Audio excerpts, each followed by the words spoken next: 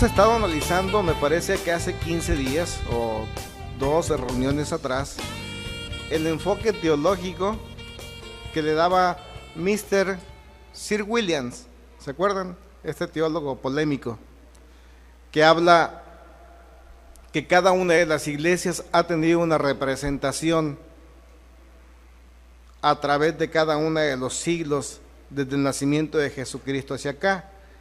Y rápidamente te digo algo que él va haciendo en su estudio escatológico. Decía él que el primer siglo de la era cristiana marcó la decadencia doctrinal de lo que Jesús había establecido en esta tierra. Y él decía que es a esta decadencia donde Jesucristo hablaba directamente a la iglesia de Éfeso, englobando a toda la fe cristiana del mundo. Pero siguió diciendo él que la segunda iglesia que estábamos analizando era Esmirna, había tenido una fuerte acción en el segundo, tercero y cuarto siglo de nuestra era, que fue sumamente marcada por persecución. Dijo, a Esmirna corresponde este periodo de 3 siglos. Pero luego dijo, el siglo quinto y sexto se lo vamos a embonar al papado imperial. Entonces va simbolizando a la iglesia de Pérgamo. Y luego va diciendo, del siglo 7 al 17 es la época papal, que es diferente a la época imperial del papado, que simboliza a la iglesia de Tiatira. Eso es lo que dice él desde su perspectiva teológica y escatológica.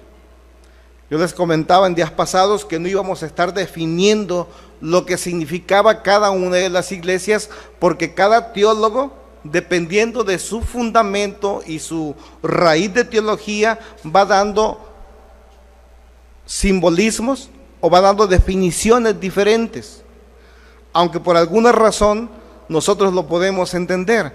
Si no, vamos rápidamente a una dinámica. Vea las cuestiones del mundo crítico, cómo las califica un economista. La crisis del mundo tiene que ver siempre con dinero y potencial para reproducir el dinero. Así lo ve un economista. Dice, porque no sabemos gastar, a veces gastamos lo que no tenemos, en fin. Él lo ve desde la óptica de la economía. Pero ¿cómo lo ve, por ejemplo, un ingeniero en bioquímica? O físico matemático, la crisis. Dice, no, es que el problema es que nos estamos acabando la corteza de ozono, tanto spray, y eso está generando más calor, como consecuencia más gastos en refrigeraciones. Él lo ve desde otra perspectiva. Por eso te decía, platique usted entre sus amigos y va a ver que cada uno tiene una óptica, dependiendo de qué es lo que hace, dependiendo de qué es, en qué trabaja, cómo se desarrolla y cuál es su estatus cultural y en ocasiones socioeconómico. Por eso no es muy fiable valernos de la teología moderna, porque la teología moderna tiene una línea, dependiendo de los fundamentos que generan la teología. Por eso hay teólogos adventistas que no compaginan con los teólogos de los testigos de Jehová, y son teólogos, y no compaginan con muchas denominaciones. Pero la historia, esto sí tiene que englobar a todas las clases de teología. Y la Biblia, que es un canon también de historia, nos va hablando siglo por siglo las situaciones que vamos confrontando o va confrontando la humanidad. En el primer siglo, dice la Biblia, que aparece la etapa más fuerte del legalismo.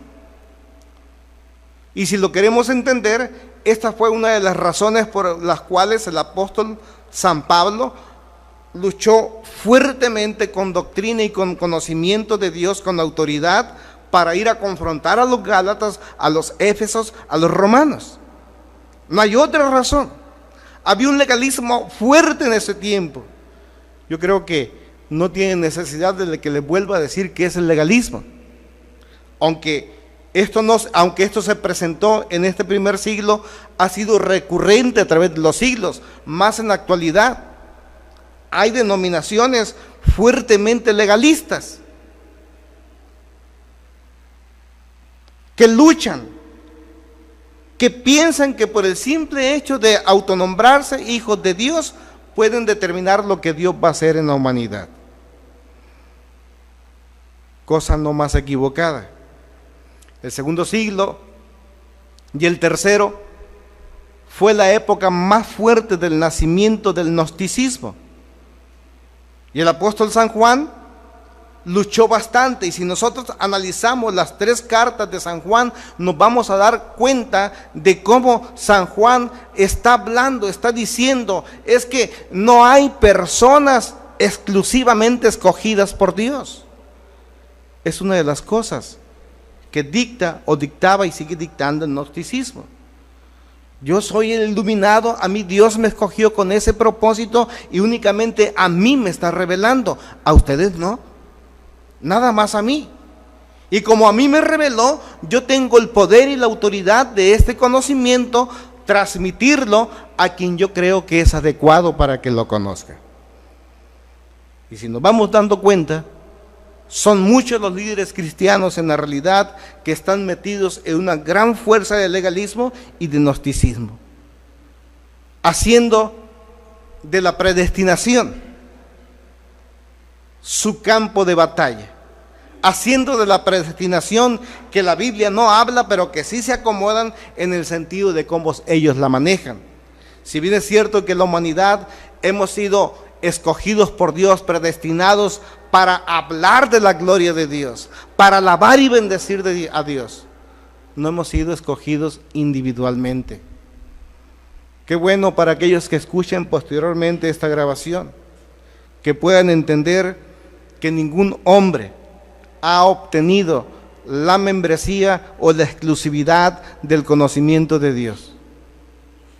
No lo tuvo Jesucristo, no lo vamos a tener nosotros. ¿Sí me entendió esta parte? El conocimiento de Dios está dispuesto para toda la humanidad que abra su corazón y entienda el plan de Dios para las edades. El tercer siglo y el cuarto, vamos a irnos rápido, nos estamos recordando, se vio marcado por una doctrina de una persona que hasta le puso su nombre. Aparece el arrianismo, dije, que tenía como fundamento, entre otros tantos, pero lo más graves, era negar la deidad de Jesús. Y si nosotros nos vamos dando cuenta, significa que en la actualidad, ustedes que ya estudiaron religiones comparadas, se van dando cuenta cómo denominaciones actuales niegan la deidad de Cristo Jesús. Principalmente 4, recuérdalas si pones nombre. 4 denominaciones muy fuertes que se están autoproclamando la exclusividad de Dios.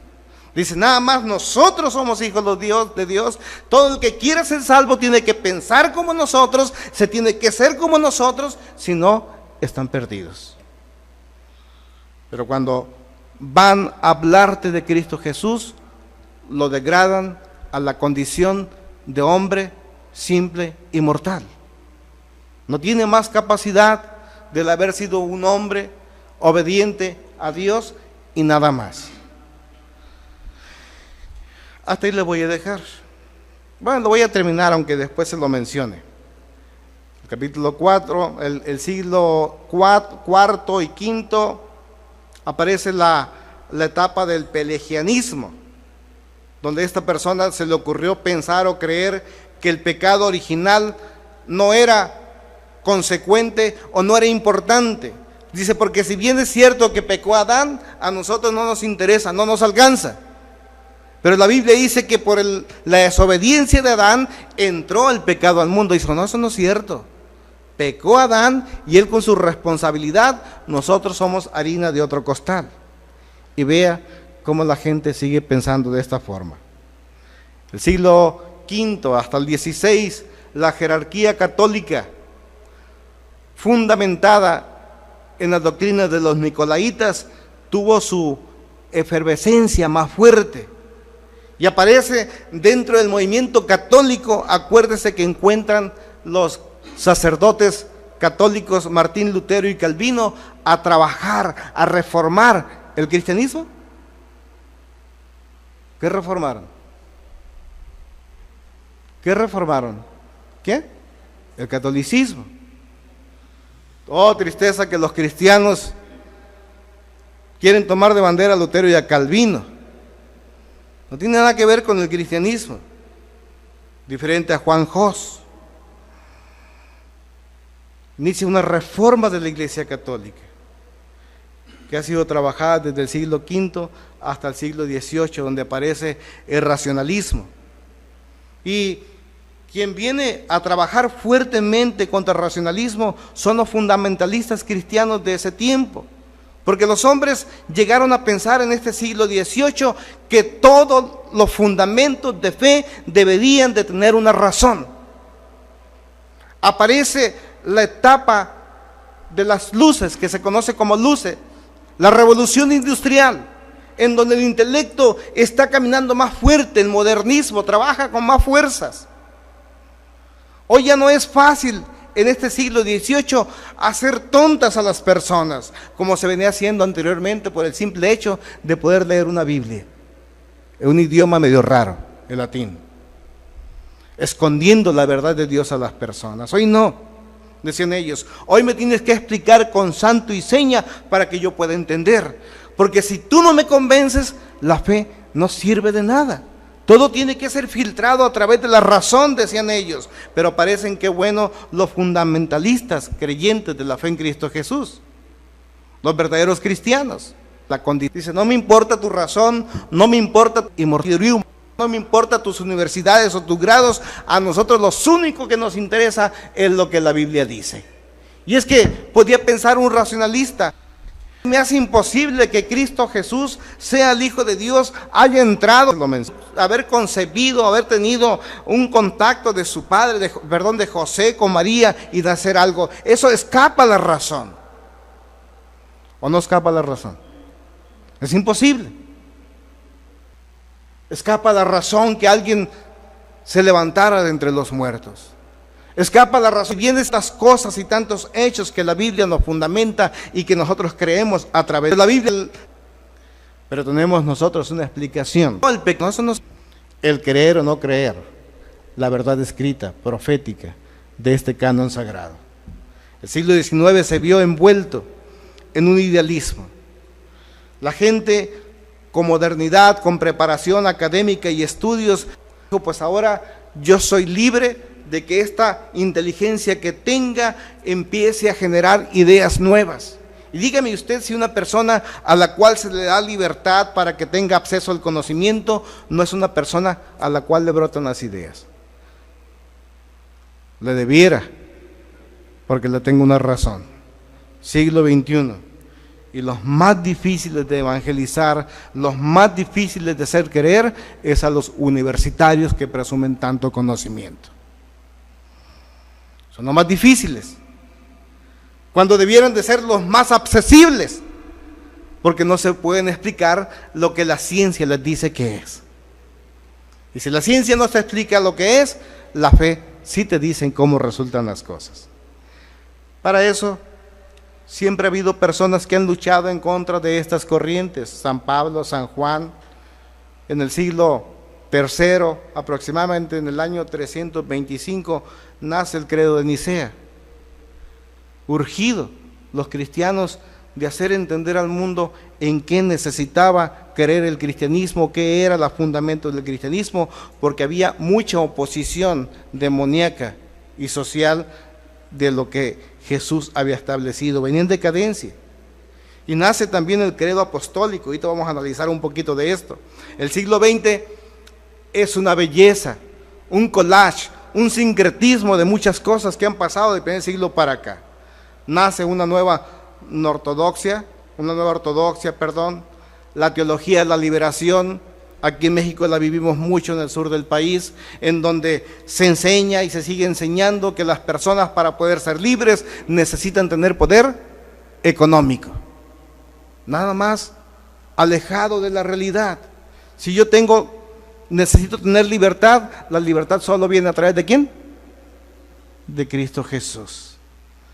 Los neoliberalismos y los radicalistas que están chocando fuerte contra los conservadores, contra los pentecostales y con los nuevos evangélicos. Déjame decirte entonces que, a ver hijo, ponme por favor el credo de Nicea, para que lo podamos entender por qué aparece. Aunque tal vez muchos no estén de acuerdo dentro de las diferentes corrientes del cristianismo, es el credo apostólico. Pero este credo apostólico, déjame decirte que aquí había muchas personas que nosotros podemos calificar como no cristianas el día de hoy, principalmente los que se unían dentro de la Iglesia Católica Apostólica Romana de los primeros tiempos, que no es igual a lo que hoy tenemos. Hoy vemos, por ejemplo, dentro del cristianismo corrientes muy separadas como la Iglesia Ortodoxa, siendo católicos también. Y dice lo siguiente, yo me voy a ir aventajando. Dice el credo apostólico: creo en Dios Padre Todopoderoso, Creador del cielo y de la tierra, y en Jesucristo, su único Hijo. ¿Qué te encuentras aquí de mal? Señor nuestro, que fue concebido del Espíritu Santo, nació de la Virgen María. ¿Será cierto, sí o no? Nació de la Virgen María. Padeció bajo el poder de Poncio Pilato, fue crucificado, muerto y sepultado. Descendió a los infiernos y al tercer día resucitó de los muertos. Subió al cielo y está sentado a la diestra del Padre Todopoderoso, y desde allí vendrá el fin del mundo a juzgar a los vivos y a los muertos. Creo en el Espíritu Santo, la Santa Iglesia Universal, la comunión de los santos, el perdón de los pecados, la resurrección de la carne y la vida perdurable. Amén. Es el credo apostólico, urgido, elaborado como un extracto de la fe cristiana para poder hacer frente a las corrientes del legalismo, del arrianismo, del pelagismo, de la jerarquía católica y del mismo gnosticismo. Pero te tengo también algo que es muy importante, como el arrianismo tuvo que ser combatido a través de un credo de fe llamado, me parece que fue el primer concilio cristiano en Nicea, primero o segundo, no recuerdo muy bien. Dice: creo en un solo Dios. Aquí está un poco más fundamentado y más fuerte. Padre Todopoderoso, Creador del cielo y de la tierra, de todo lo visible e invisible. Creo en un solo Señor Jesucristo, Hijo único de Dios, nacido del Padre antes de todos los siglos, Dios de Dios, luz de luz, Dios verdadero de Dios verdadero, engendrado, no creado, de la misma naturaleza del Padre, por quien todas las cosas fueron hechas, que por nosotros los hombres y por nuestra salvación descendió del cielo, y por obra del Espíritu Santo se encarnó en María la Virgen y se hizo hombre, y por nuestra causa fue crucificado en tiempos de Poncio Pilato. Padeció y fue sepultado y resucitó al tercer día según las Escrituras, y subió al cielo y está sentado a la derecha del Padre, y de nuevo vendrá con gloria para juzgar a los vivos y a los muertos, y su reino no tendrá fin. Creo en el Espíritu Santo, Señor y dador de vida, que procede del Padre y del Hijo, que con el Padre y el Hijo recibe una misma adoración y gloria, y que habló por los profetas. Creo en la Iglesia, que es una, santa, católica y apostólica. Reconozco que hay un solo bautismo para perdón de los pecados. Espero la resurrección de los muertos y la vida del mundo futuro. Amén. Aquí como que la cosa cambia un poquito. Dice, creo en la Iglesia, ¿qué? Santa, católica y apostólica. Todo va bien. Si el catolicismo no abraza este credo de Nicea, dice, es exclusivamente nuestro. No, tiene que ver con los primeros cristianos. Y a esto es lo que Jesús está luchando a través de este espíritu, revelación en el libro de Apocalipsis. Y vámonos rápido, porque si no vamos a ir rápido como de rayo, a Tiatira, versículo 18 del capítulo 2 del libro de Apocalipsis. Escribe al ángel de la iglesia de Tiatira: esto dice el Hijo de Dios, el que tiene ojos que resplandecen como llamas de fuego y pies que parecen bronce al rojo vivo. Conozco tus obras, tu amor y tu fe, tu servicio, tu perseverancia, y sé que tus últimas obras son más abundantes que la primera. Fíjese una cosa que es interesante. Empieza la narrativa para tomar autoridad y decir quién es el que está hablando. El Hijo de Dios, el que tiene ojos que resplandecen como ¿qué? Como llamas de fuego. ¿Qué simbolismo le encuentras tú a ojos como llamas de fuego? A ver, vamos a interactuar. ¿Qué hace el fuego? Quema. ¿Y qué más? Da luz. ¿Y qué más? ¿Ah? Da calor. ¿Y qué más? Fíjese, qué interesante es lo que les comentaba hace rato. Dependiendo de dónde nos vemos envueltos, es como vamos nosotros creando un simbolismo que no necesariamente es equívoco, pero que sí necesitamos pisar más fuerte. Si usted le pregunta a una ama de casa, a ustedes mujeres que tienen sus hijos y que cumplen con sus tareas en la casa, y le preguntan ¿para qué sirve el fuego? Y le va a decir para cocinar, ¿sí? Y si le pregunta al herrero ¿para qué sirve el fuego? ¿Para qué le va a decir? Para calentar mis fierros a los cuales voy a moldear. Se va cambiando. Y si le pregunta al instrumentista ¿para qué sirve el fuego? ¿Para qué le va a decir? Para purificar. ¿Te vas dando cuenta? ¿Cómo va teniendo un sentido mucho más allá de la perspectiva que nosotros manejamos? Y por eso es que tenemos que ir más allá, usando aquí la herramienta de la lógica, para no caer a la escatología teológica que puede ser equívoca. No es equívoco la narrativa bíblica, puede ser equívoco la percepción de quien observa. ¿Sí? ¿Sí me entiende esta parte? Entonces dice, el Hijo de Dios, el que tiene fuego que resplandece como llamas de fuego.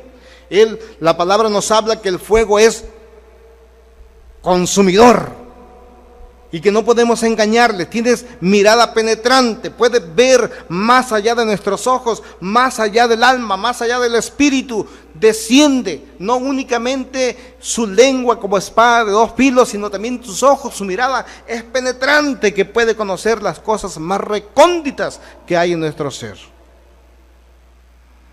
Pero nada más que tiene una cosa curiosa y diferente a una espada de dos filos, porque la espada nada más corta. Y una vez que corta, puede generar vida si se hace con cuidado. El bisturí puede generar vida, pero el bisturí también puede causar muerte. Pero estas miradas de Jesús están provocando, si bien es cierto, heridas, están cauterizando, están purificando la vida del hombre que verdaderamente atiende a su voz. Vamos a entenderlo.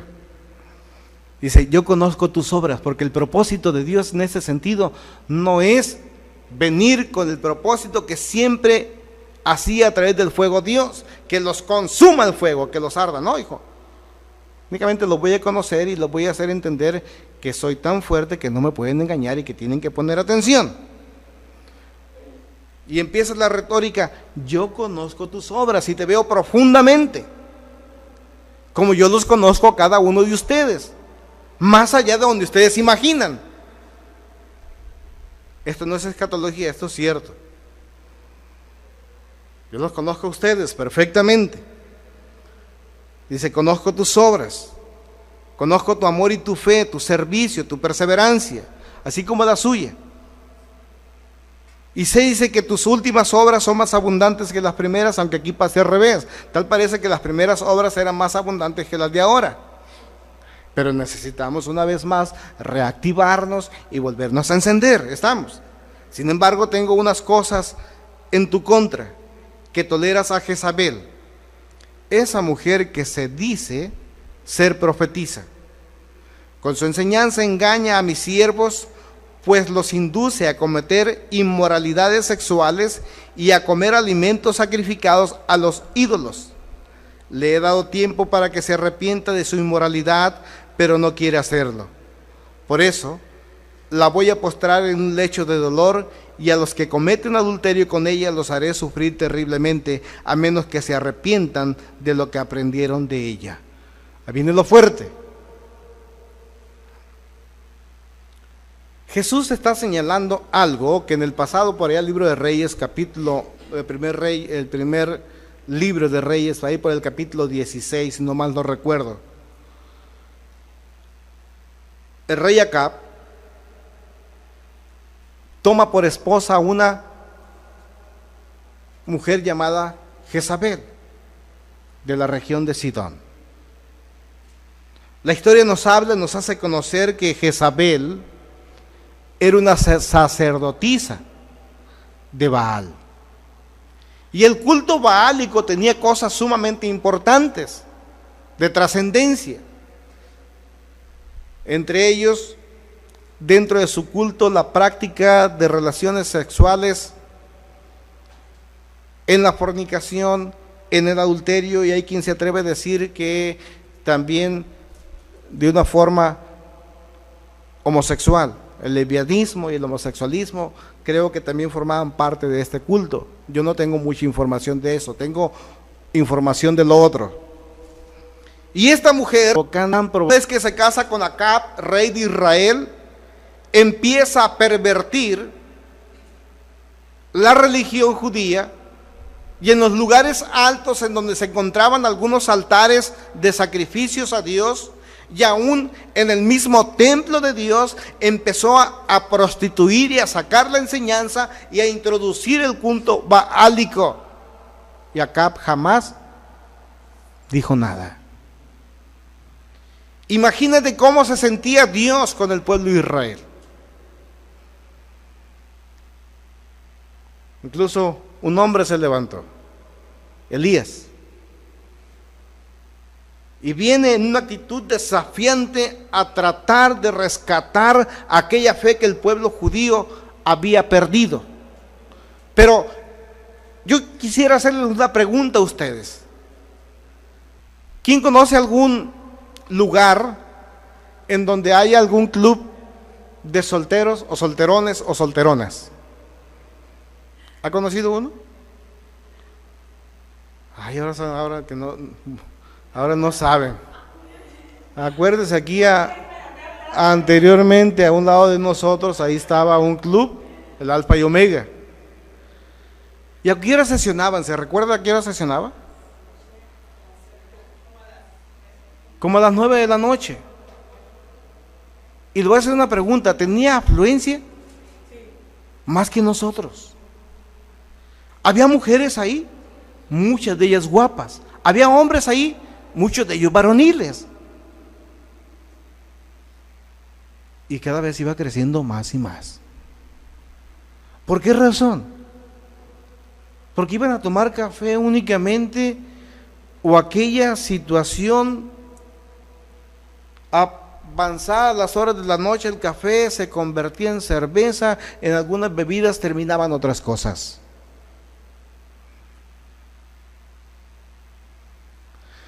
¿Cómo puedes llegar a la iglesia rápido?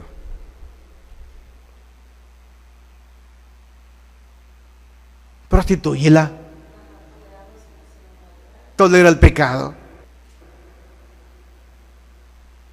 Tolera el pecado.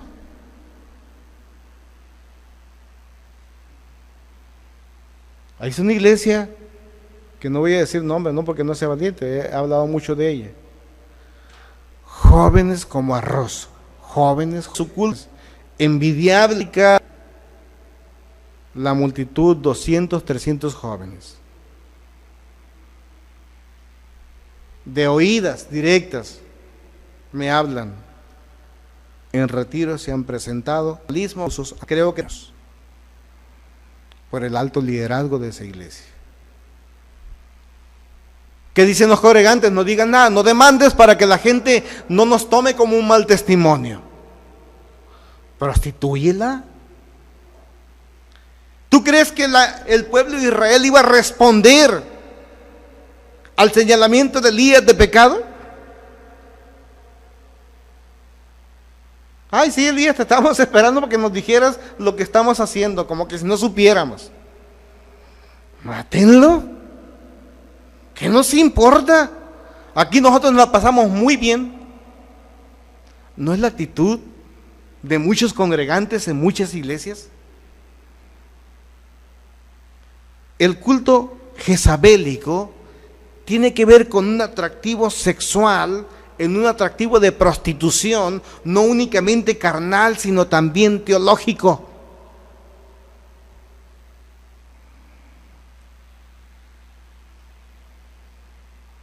Tiene que ir, o va más allá, primero, en entender cómo la mujer toma la dirección de todo.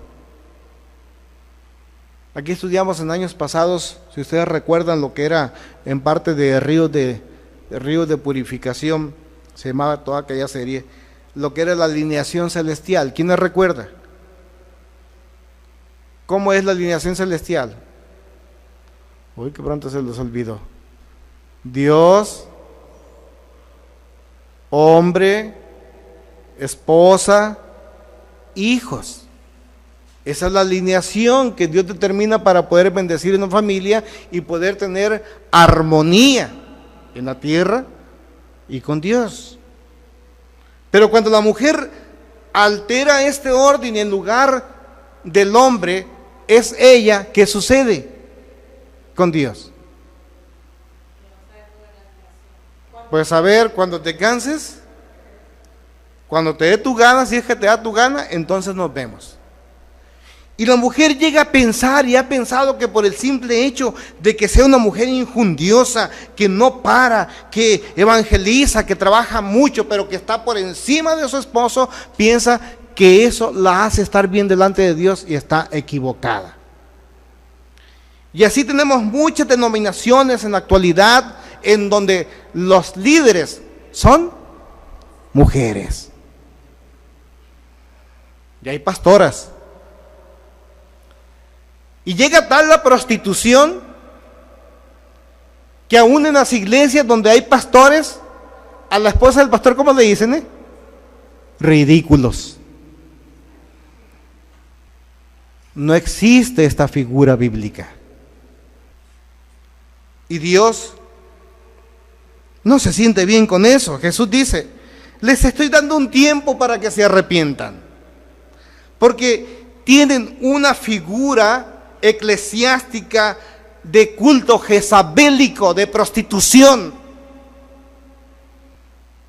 en donde han alterado la alineación celestial. Y no tan solo eso, la alineación congregacional. 1 Corintios 11, versículo 3 dice, y inspirado Pablo por Dios y por el Espíritu Santo, dice que todo varón es cabeza ¿de quién? De la mujer. No es la mujer la cabeza del hombre, aunque Marta cree.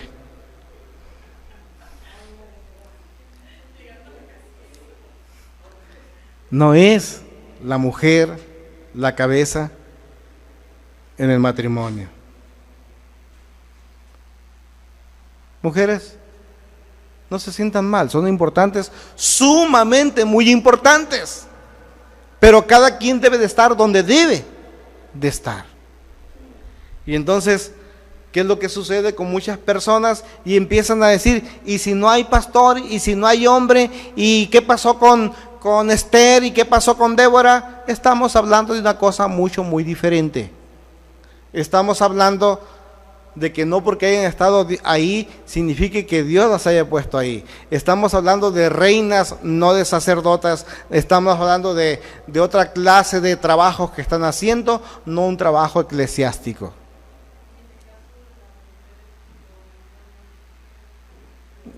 Pues yo no me quiero meter ahí, es problema de ellas con Dios y de ellos con Dios. Pero hay un lineamiento, ¿sí? Pero no se sienta mal si es en ese sentido. Hablamos de lo que es liderazgo, hablamos de la cabeza, ¿sí? Entonces, la alineación congregacional, váyase por favor a 1 de Timoteo, capítulo 2, versículo 14 y 15. Yo la voy a leer un poquito, desde el 11. La mujer debe de aprender con serenidad, con toda sumisión, pero no la sumisión que el hombre en este tiempo tiene, donde tiene que tener el pie en el cuello. Eso no es sumisión, eso es degradación, ¿sí? Ya pasa de ser mujer a tapete, eso no es. No permito que la mujer enseñe al hombre y ejerza autoridad sobre él. Debe de mantenerse ecuánime. Versículo 13, porque primero fue formado Adán y después Eva. Además, no fue Adán el engañado, sino la mujer, y ella una vez engañada incurrió en pecado, pero la mujer se salvará. Ahí yo no le quiero leer porque entonces te van a dar, bueno, la mujer, bueno, ahí lo dejamos nada más. Pero fíjese usted, ¿cuál es una de las razones inteligentes por las cuales Dios no desea que la mujer tome la cabeza dentro de la alineación congregacional como líder en una iglesia? ¿Cuál es? ¿Cuál es la razón por la cual Dios no desea que la mujer tome liderazgo dentro de una iglesia como cabeza?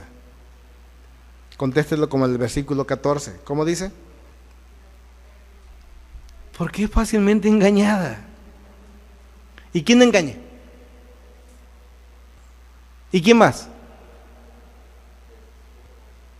Sus pasiones la envuelven al engaño. La engaña Satanás y sus pasiones. Mira, conocemos por ahí un caso de un ministerio muy fuerte.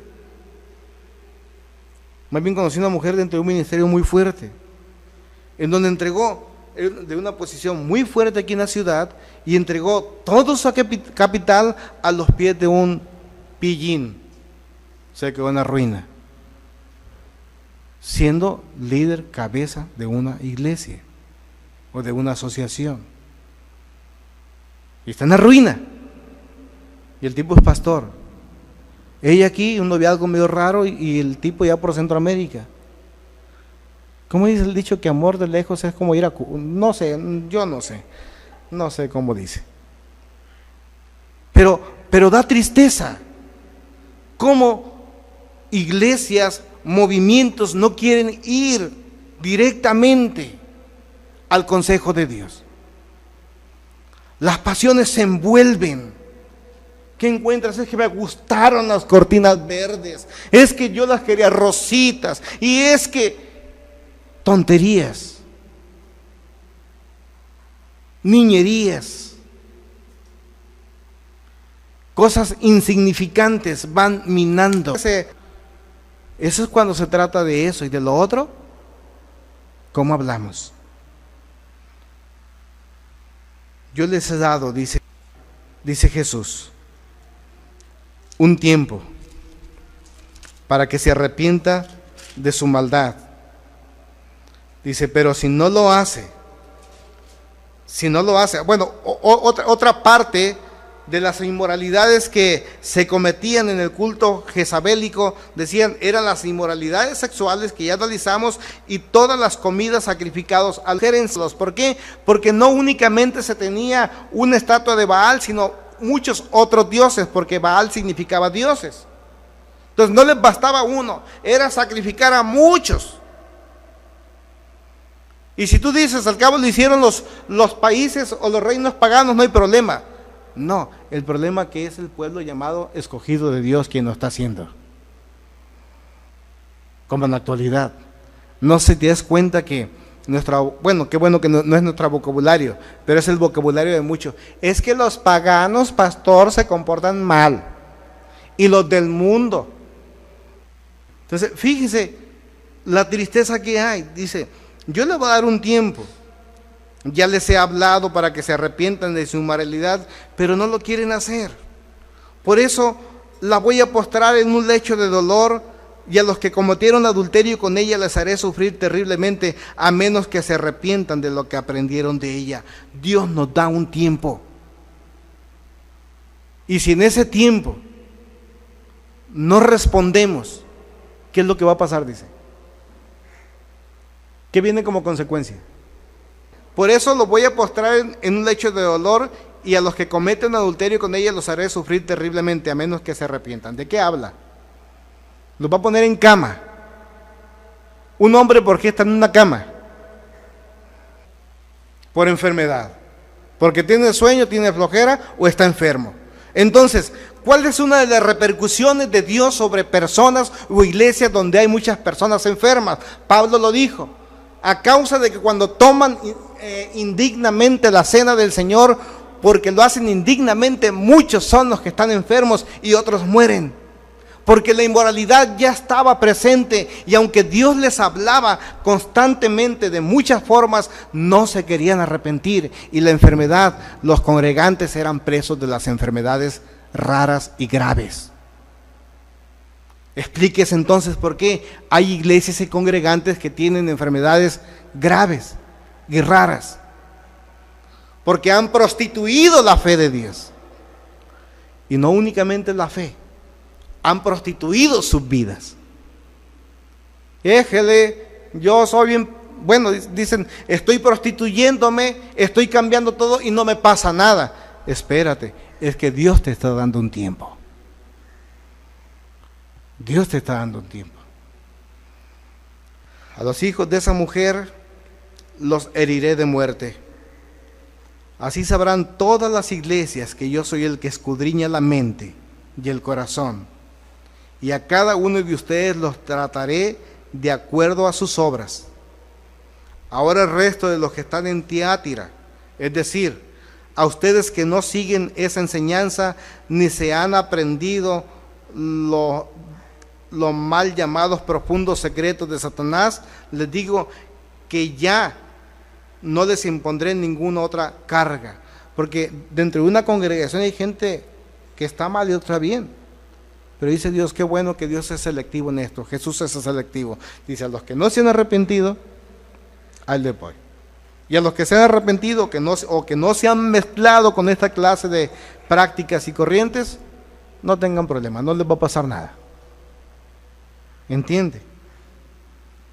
Porque una de las banderas muy fuertes, y en la actualidad, lo voy a decir, en la actualidad lo escuchas mucho tú en predicaciones y iglesias, o consejos de personas que te vienen a decir, es que necesitamos un conocimiento más profundo, necesitamos conocer la mente y el corazón de Dios. Ustedes no conocen las profundidades de los misterios de Dios. ¿Lo has escuchado? Se está predicando en la radio. Vengan a las reuniones, vengan a los retiros espirituales para que Dios, el Espíritu Santo, nos hable, porque necesitamos conocer las profundidades de Dios. Y cuando lo llevas a Cristo, no quieren conocer de Cristo. Y es tan fácil conocer las profundidades de Dios, del corazón de Dios. ¿Cómo se hace eso? Porque ¿quién conoce las profundidades o la voluntad de Dios? ¿Quién lo conoce? Cristo Jesús. Y si yo quiero conocer a Cristo Jesús, o quiero conocer el corazón de Dios, me basta únicamente conocer al Hijo. Porque ya vimos el credo de Nicea. Son de la misma sustancia, y Dios, el Todopoderoso, es Cristo Jesús. Y Cristo Jesús, más, es Dios el Todopoderoso. Entonces yo quiero conocer la mente de Dios y el corazón de Dios. Conozca a Cristo Jesús, pero conózcalo. No sé si se dé cuenta, pero haga una reflexión en su vida. Es más lo que se predica de Pablo, de Juan, de Pedro, de los profetas pequeños y grandes del Antiguo Testamento, y poco se conoce de las enseñanzas de Cristo Jesús. ¿Sí o no es cierto? Se le da mucho más importancia. Las iglesias rara vez mencionan el nombre de Jesús en sus cultos o en sus enseñanzas. Conozca las profundidades del corazón de Dios, la sabiduría de Dios. ¿Cómo? A través de Cristo Jesús. Muy bien. Les digo, ya no les voy a imponer más cargas. Eso sí, retengan con firmeza lo que ya tienen hasta que yo venga. Al que salga vencedor y cumpla mi voluntad hasta el fin, le daré autoridad sobre las naciones, así como yo la he recibido de mi Padre, y él las gobernará con puño de hierro, las hará pedazos como vasijas de barro. También le daré la estrella de la mañana. El que tenga oídos, oiga lo que el Espíritu dice a las iglesias. ¿Tú quieres una estrellita como en el kinder? Obedece a Cristo Jesús. Si Dios está hablando en que algo va a suceder con nosotros, es porque va a suceder.